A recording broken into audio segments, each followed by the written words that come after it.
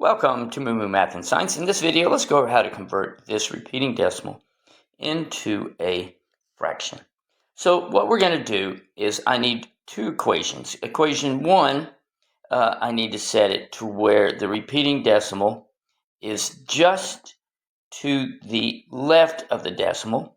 And in the second one, I need to do it to where the repeating decimal is just to the right.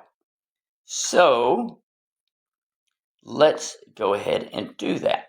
Okay, if we multiply 0.41666 times 1,000, it moves the decimal 1, 2, 3 places.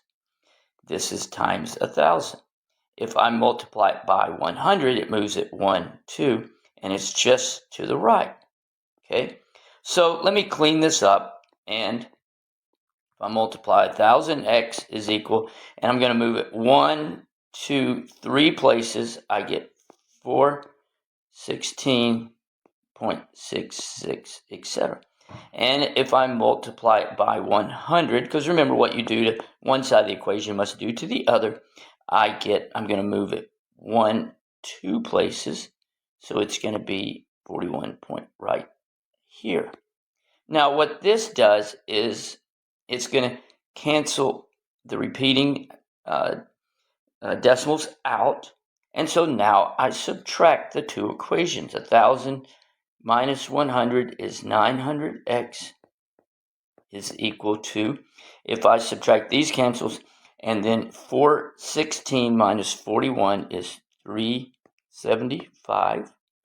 I now solve for x, so I'm going to divide both sides by 100. And these cancel, so I get x equals 375 over 900. X is equal to 375 over 900.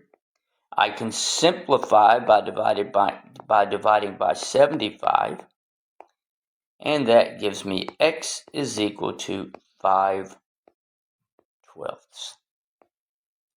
I hope that was helpful, and thanks for watching.